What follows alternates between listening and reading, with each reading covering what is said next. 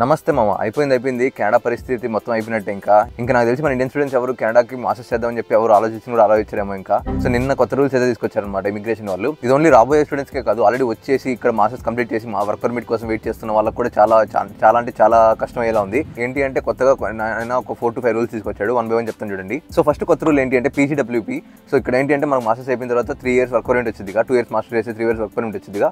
So ఈ work permit రావడానికి మనం ఇక్కడ మళ్ళీ IELTS రాయాలన్నమాట. అంటే IELTS అనే కాదు, ఇక్కడ ఇంగ్లీష్ ప్రొఫిషియన్సీకి CLB అనే టెస్ట్ ఉంటుంది. సో ఆ CLB ప్రొఫిషియన్సీ టెస్ట్ లెవెల్కి మనం ఇంగ్లీష్లో మంచిగా ఉన్నామని చెప్పి ప్రూవ్ చేసుకోవాలన్నమాట. అప్పుడే మనకైతే మినిమం రిక్వైర్మెంట్ కన్సిడర్ చేసుకొని ఇప్పుడే మనకైతే వర్క్ పర్మిట్ వస్తుంది. సో మనకి ఇంగ్లీష్ రిక్వైర్మెంట్ అనేది అయితే మ్యాండేటరీ చేశారు. ఒకవేళ మీరు ఇంగ్లీష్ కాకుండా ఫ్రెంచ్ చేస్తుంటే, అంటే ఫ్రెంచ్ ఎవరు చేయరు అనుకోండి మన ఇండియన్స్, బట్ ఒకవేళ చేస్తుంటే ఇంగ్లీష్ కాకుండా ఫ్రెంచ్ తీసుకుంటుంటే మీ మెయిన్ లాంగ్వేజ్ అంటే ఫ్రెంచ్లో కూడా అంతే మినిమం CLB లాంగ్వేజ్ అయితే ఉండాలన్నమాట. ఈ మినిమం స్కోర్స్ ఎంత ఉండాలో కూడా ఇచ్చేస్తాడు. మీరు ఒకవేళ కాలేజ్ నుంచి డిప్లొమా సర్టిఫికేట్తో మీరు గ్రాడ్యుయేట్ అవుతుంటే మీకు అయితే ఖచ్చితంగా CLB టెస్ట్ ర్యాంకింగ్ ప్రకారం మీకు 5 బ్యాండ్స్ అయితే ఉండాలి. అండ్ ఒకవేళ మీరు యూనివర్సిటీ నుంచి మీరు మాస్టర్స్ కంప్లీట్ చేసుకొని 2 years మాస్టర్స్ కోర్స్ కంప్లీట్ చేసుకొని మీరు వర్క్ పర్మిట్కి గ్రాడ్యుయేట్ అవుతుంటే వర్క్ పర్మిట్కి అప్లై చేసుకోవాలి అంటే మీకు CLB ఇంగ్లీష్ ర్యాంకింగ్ ప్రకారం వచ్చేసి మీకు 7 బ్యాండ్స్ వచ్చి ఉండాలి. సో ఇదన్నమాట కొత్తగా తీసుకొచ్చిన ఫస్ట్ పాయింట్.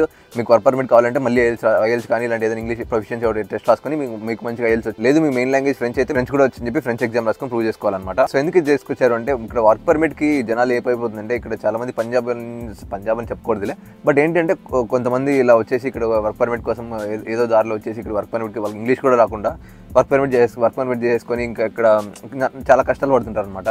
సో అందుకోసం అని చెప్పి ఇది కొంచెం సీరియస్గా తీసుకోవాలని చెప్పి వాళ్ళైతే ఇంగ్లీష్ ప్రొఫిషియన్సీ టెస్ట్ రాస్తేనే మీకు వర్క్ పర్మిట్ వస్తుందని చెప్పి ఖచ్చితంగా క్లియర్గా చెప్పేశారు. ఇది వచ్చేసి November 1 నుంచి స్టార్ట్ అవుద్ది. November 1 తర్వాత మీకు ఎవరైతే వర్క్ పర్మిట్ అప్లై చేస్తారో వాళ్ళు ఖచ్చితంగా ఇంగ్లీష్ ప్రొఫిషియన్సీ టెస్ట్ రాస్తేనే మీకు వర్క్ పర్మిట్ ఎలిజిబుల్ అవుతారు. అండ్ నెక్స్ట్ ఇంకా కొత్త second rule, changes to spousal open work permits. So ఇది ఏంటి అంటే జనరల్గా ఏంటి అంటే ఇప్పుడు మన హస్బెండ్ ఇక్కడ మాస్టర్స్ చేయడానికి వచ్చేస్తే తనతో పాటు వాళ్ళ భార్య వచ్చేస్తుంది అనుకోండి, వాళ్ళకి ఏంటి అంటే వాళ్ళ భార్యకి ఓపెన్ పర్మిట్ ఆటోమేటిక్గా వర్క్ పర్మిట్ వచ్చేసేది అనమాట. బట్ ఇప్పుడు తీసుకొచ్చిన రూల్ ప్రకారం ఏంటి అంటే మీకు మీ హస్బెండ్ కానీ మాస్టర్స్ ఎవరైతే చేయాలనుకుంటున్నారో వాళ్ళు 2 years మాస్టర్స్ మంచి మెయిన్ యూనివర్సిటీలో మాస్టర్స్ చేస్తేనే మిగతా స్పోషల్కి అయితే వర్క్ పర్మిట్ వస్తుంది. లేదు 1 year మాస్టర్స్ కోర్స్ చేస్తాము, లేకపోతే కాలేజ్ డిప్లొమా చేస్తాము, ఇలా చేసి మా భార్యకు లేకపోతే మా డిపెండెంట్ వీసా మీద వచ్చిన వాళ్ళకి వర్క్ పర్మిట్ కావాలంటే ఇవ్వరంటే ఇంకా. సో మీతో పాటు వచ్చే మీ డిపెండెంట్ వీసా వాళ్ళకి వర్క్ వీసా కావాలి అంటే మీరు వచ్చేసి ఇక్కడ 2 years మాస్టర్స్ చేస్తేనే అప్పుడే వస్తుంది, లేకపోతే రాదు. ఇదైతే చాలా క్లియర్గా చెప్పేశారు. సో ఇప్పుడు నేను చెప్పబోయే రూల్స్ అన్ని November 1 నుంచి అయితే యాక్టివేట్ అవుతున్నాయి, అమలు అవబోతున్నాయి. అండ్ నెక్స్ట్ థర్డ్ది చాలా ఇంపార్టెంట్. ఇది మీరు కాలేజెస్లో డిప్లొమా చేస్తుంటే మీకు 3 years వర్క్ పర్మిట్ వచ్చే ఛాన్స్ గ్యారంటీ లేదనమాట. 3 years వర్క్ పర్మిట్ గ్యారంటీ ఉందనేది అది ఖచ్చితంగా చెప్పట్లేదు. అంటే ఇప్పుడు మీరు చేసే మాస్టర్స్ కోర్స్ డిప్లొమా కోర్స్ అనేది మీరు చేస్తున్న డిప్లొమా కోర్స్ అనేది స్కిల్డ్ వర్కర్ కింద వస్తేనే మీకైతే 3 years వర్క్ పర్మిట్ ఇస్తారంట, లేదంటే వాళ్ళు ఇష్టం వచ్చిన ఇయర్స్ ఇస్తారంట. అంటే ఇప్పుడు చూసుకుంటే కొన్ని లేబర్ కోర్సెస్ ఉంటాయి, లేకపోతే హెల్త్ సెక్టర్ ఉంటాయి. సో ఇక్కడ ఏంటంటే కెనడాకి హెల్త్ సెక్టర్ మీద కొంచెం వర్కర్స్ ఎక్కువ మంది కావాలి కాబట్టి మీరు ఒకవేళ హెల్త్ కేర్ మీద మీరు 2 years PGWP డిప్లొమా చేస్తే మీకు 3 years వర్క్ పర్మిట్ ఇస్తారు. లేదు నార్మల్ చిన్న కోర్సులు అంటే టైంపాస్కి ఏదో నమ్మకే వస్తే కొన్ని కోర్సులు చేసుకొని సెటిల్ అయిపోదామని చెప్పి కొంతమంది వచ్చేస్తారనమాట. అంటే చిన్న కోర్సులు చేసేద్దాం 1 year 2 years అలా చేసేద్దాం అనుకునే వాళ్ళకైతే ఇంకా ఇవ్వరంట. వాళ్ళకి మొత్తం ఇలా లేబర్ షార్టేజ్ ఉందా లేదా చెక్ చేసుకొని దాన్ని బట్టి మీకైతే PGWP అంటే వర్క్ పర్మిట్ ఇస్తారంట. సో అది కూడా చూసుకోండి. మీరు కాలేజ్లో డిప్లొమా చేస్తుంటే మీకు ఏ కోర్స్ చేస్తున్నారు దాని మీద మళ్ళీ మీకు వర్క్ పర్మిట్ వస్తుందా లేదా అనేది చూసుకొని తర్వాత కంటిన్యూ అవ్వండి కెనడాకి. అండ్ నెక్స్ట్ ఇప్పుడు చెప్పబోయే రూల్ అయితే కొత్తగా వచ్చే స్టూడెంట్స్కి, కొత్తగా కెనడాకి ప్లాన్ చేస్తున్న స్టూడెంట్స్కి అయితే పెద్ద షాక్ అయ్యని చెప్పాలి. పెద్ద రాడ్ దింపేశారు పాపం అందరికీ, స్టూడెంట్స్ అందరికీ పెద్ద కెనడియన్ గవర్నమెంట్ అయితే పెద్ద షాక్ ఇచ్చింది.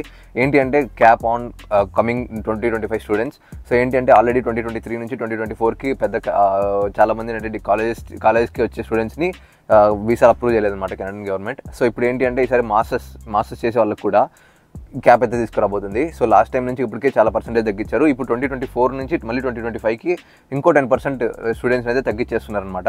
సో ఇప్పుడు చూసుకుంటే ఆల్రెడీ వీసాలు తగ్గిపోయాయని చెప్పి ఈ ఇయర్ వీసాలు తగ్గిపోయాయని చెప్పి చాలా మంది పాపం బాధపడ్డారు.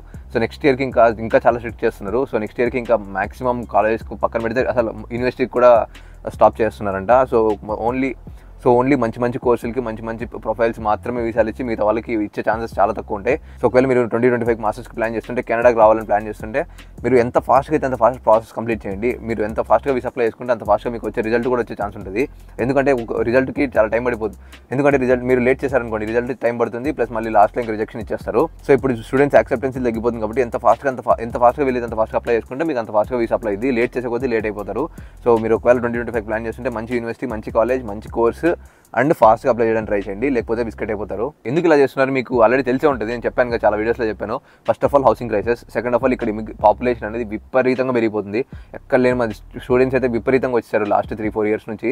సో స్టూడెంట్స్ వచ్చేయడం వల్ల వీళ్ళకి ఏంటంటే ఇప్పుడు ఎలక్షన్స్ రాబోతున్నాయి కాబట్టి ఇక్కడ మన ఇండియన్ స్టూడెంట్స్ మీద అంటే ఇంటర్నేషనల్ స్టూడెంట్స్ మీద ఏదో ఒకటి చేస్తే కానీ వీళ్ళకి ఓట్లు పడవు అనమాట. సో ఇలా కొత్త రూల్స్ ఎలక్షన్స్ ముందు కొత్త రూల్స్ అని తీసుకొచ్చి మేము ఇండియన్స్ గురించి కాదు, ఐ మీన్ ఇంటర్నేషనల్ స్టూడెంట్స్ గురించి కాదు, మన కంట్రీ వాళ్ళ గురించి ఆలోచిస్తామని చెప్పి చూపించుకోవడానికి ఇలాంటి కొత్త రూల్స్ అన్ని తీసుకొస్తున్నారు అనమాట. చెప్పలేము ఇంకెన్ని రూల్స్ తీసుకొస్తారు, బట్ ఇక్కడ పొజిషన్ అయితే ఇప్పుడు పాపం కొన్ని మెయిన్ ఏరియాలో అయితే హౌసింగ్ క్రైసిస్, ఇంకా జాబులు మంచి లేవు, రెసిషన్, ఇంకా కెనడియన్స్కి జాబులు రావట్లేదని చెప్పి ఇలాంటి కొత్త రూల్స్ అయితే తీసుకొస్తున్నారు. సో మనం ఏం చేయలేము, వాళ్ళకైతే ఓట్లు కావాలి, వాళ్ళకైతే కొత్త రూల్స్ తీసుకొస్తారు, మన మీద వేస్తున్నారు. సో ఇప్పుడు వరకు చెప్పిన రూల్స్ అన్ని ఒక ఎత్తు అయితే, ఇప్పుడు చెప్పబోయే రూల్ అయితే ఇంకొక ఎత్తు మావా. అసలు ఈ రూల్ వల్ల చాలా మంది పాపం ఇప్పుడు ఇండియాకి వెళ్ళిపోయాల్సిన సిచ్యువేషన్లో చాలా మంది స్టూడెంట్స్ కూడా ఉన్నారు. ఏంటి అంటే PGWP అంటే వర్క్ పర్మిట్ ఎక్స్టెన్షన్ ఆపేశారు కెనడాలో.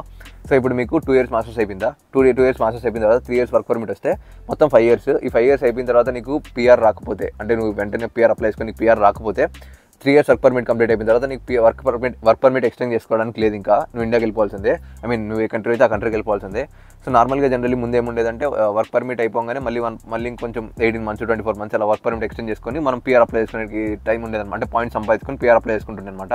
బట్ ఇప్పుడు ఏంటి అంటే 3 years టైం ఇస్తున్నారు. అది కూడా మీరు ఏంటి 2 years మాస్టర్స్ చేస్తే 3 years టైం ఇస్తారు. ఆ 3 years మీకు చేయకపోతే ఇంటికి పోవాల్సిందే. లైక్ ఇక్కడైతే పెట్టుకోరంట. సో ఇప్పుడు ఆల్రెడీ స్టూడెంట్స్ కొంతమంది ఇప్పటికిప్పుడు అంటే సెప్టెంబర్లో కొంతమందికి వర్క్ వీసాస్ ఎక్స్పైర్ అయిపోతాయి అనమాట. అంటే ఆల్రెడీ వాళ్ళకి 3 years వర్క్ పర్మిట్ అయిపోతుంది. సో ఇప్పుడు వాళ్ళు ఏంటి అంటే పాపం వాళ్ళ ఎంప్లాయర్ వాళ్ళకి LMA స్పాన్సర్ అన్న చేయాలి. ఒకవేళ వాళ్ళ ఎంప్లాయర్ ఇంట్రెస్ట్ చూపించకపోతే నెక్స్ట్ ఇంకా వెళ్ళి టూరిస్ట్ వీసా తీసుకొని టూరిస్ట్ వీసా కింద కొన్ని రోజులు ఉండొచ్చు. బట్ ఇంకా అది కూడా కుదరలేదు అనుకుంటే వీళ్ళైతే ఖచ్చితంగా ఇండియాకి వెళ్ళిపోవాలన్నమాట. సో ఇదైతే చాలా పాపం స్టూడెంట్స్ ఎంతో మంది పాపం ధర్నాలు అవి చేశారు, కానీ ఎంత చేసినా గవర్నమెంట్ అయితే ఒప్పుకోలేదు. వర్క్ పర్మిట్ ఎక్స్టెన్షన్స్ అయితే ఆపేశారు. సో ఇప్పుడు కొత్తగా మన అలాగా మాస్టర్స్ చేసే వాళ్ళకి ఇంకా ఇప్పుడు గ్రాడ్యుయేట్ వాళ్ళు ఏం డిసైడ్ అవుతున్నారంటే వర్క్ పర్మిట్ కాదు, ఈ స్టడీ పర్మిట్ కాదు, ఫస్ట్ PR తెచ్చుకోవడం చాలా ఇంపార్టెంట్ అని చెప్పి అర్థమయ్యి ఫస్ట్ PR ఎలా తెచ్చుకోవాలనేది టార్గెట్ పెడుతున్నారు అనమాట. సో ఇలాగే ఉంటే PR కూడా కొంచెం కష్టం అయిపోయింది నాకు తెలిసి. ఇంకో 1 yearకి మొత్తం PR కూడా చాలా కష్టం అయిపోయింది. బట్ స్టిల్ ఫస్ట్ అయితే ఇప్పుడు PR తెచ్చుకోవడం మీద చాలా మంది అయితే కాన్సన్ట్రేట్ చేస్తున్నారు. ఈ వర్క్ పర్మిట్ ఎక్స్టెన్షన్ చేయకపోవడం అనేది అయితే చాలా బాధాకరమైన విషయం చెప్పాలి. సో నాకు తెలిసి దీనివల్ల ఈ వర్క్ పర్మిట్ ఎక్స్టెన్షన్ లేకపోవడం వల్ల నాకు తెలిసి చాలా మంది ఇండియన్ స్టూడెంట్స్ ఇంకా కెనడాకి అయితే ఇంట్రెస్ట్ చూపారని చెప్పి నాకు అనిపిస్తుంది. అంటే కెనడా వాళ్ళకి కూడా కావాల్సింది అదే అనుకోండి. వాళ్ళకి స్టూడెంట్స్ ఎక్కువ అయిపోయారు కాబట్టి ఇంకా వద్దని చెప్పలేక ఇలా కొత్త తీసుకొస్తే స్టూడెంట్స్ అయిపోతారని చెప్పి వాళ్ళ ప్లాన్. నాకు తెలిసి ఇంకా వాళ్ళ ప్లాన్ తగ్గట్టు అవుతుంది. ఎందుకంటే ఇన్ని కొత్త రూల్స్ తీసుకొచ్చిన తర్వాత ఎవరు ఇంకా ఇంట్రెస్ట్ చూపించారనమాట. చాలా రిస్క్ అనిపిస్తుంది.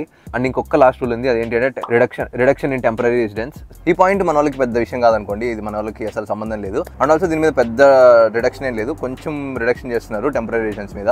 సో ఇది పెద్ద పాయింట్ ఏం కాదు, మనం మాట్లాడుకోదలుచుకునేంత పాయింట్ ఏం కాదు. సో లైట్ తీసుకుందాం. సో అది మా మ్యాటర్. కెనడా వాళ్ళు అయితే కొత్త ఇమిగ్రేషన్ పాలసీస్ రాడ్ దింపేశారు అందరికీ. సో మెయిన్గా వర్క్ పర్మిట్ ఎక్స్టెన్షన్ లేకపోవడం లేదు, ఇంకో నెక్స్ట్ స్పాస్ వీసాకి ఇలా వాళ్ళకి వర్క్ వీసాలు రాకపోవడం, ఇలా మాస్టర్స్ చేస్తేనే వర్క్ వీసాలు ఇవ్వడం, ఇది రెండు అయితే కొంచెం పెద్ద దింపేశారు అనుకోండి. అండ్ ఇంకా వర్క్ పర్మిట్కి ఇంగ్లీష్ ప్రొఫిషియన్సీ టెస్ట్ అయితే అది ఓకే, అంటే అది పెట్టడం తప్పేం కాదు. అంటే ఇప్పుడు మనకి ఎలాగో PR అప్లై చేసుకుని వర్క్ పర్మిట్ ఇంగ్లీష్ రాసుకోవాలి కాబట్టి ముందే రాసుకుంటాం అంతే. సో ఇక్కడ చాలా స్క్రాప్ రెడీ అయిపోతుంది అనమాట. ఇంగ్లీష్ రాకుండా ఏదో ఎలాగో కెనడాకి వచ్చేసి ఇక్కడికి వచ్చి సెటిల్ అయిపోదాం ప్లాన్తో వచ్చేసి ఇక్కడ ఇంగ్లీష్ రాకుండా చాలా కష్టాలు పడుతుంటారు. సో అది లేకుండా మంచిగా వర్క్ పర్మిట్ కావాలంటే మంచి ఇంగ్లీష్ ప్రొఫిషియన్సీ ఇంగ్లీష్ నేర్చుకుంటేనే వస్తుంది అన్నట్టు అదైతే మంచిగానే అనిపిస్తుంది. సో ఇదైతే పర్లేదు. బట్ మెయిన్ మన స్టూడెంట్స్కి దెబ్బేసే రూల్ ఏంటి అంటే కొత్తగా రాబోయే స్టూడెంట్స్కి మళ్ళీ క్యాప్ పెడుతున్నారు. అంటే 10% ఏదో ఇంక్రీజ్ చేస్తున్నారు. సో ఆల్రెడీ స్టూడెంట్స్ తగ్గిపోయారు, ఇప్పుడు మళ్ళీ ఇంకో 10% స్టూడెంట్స్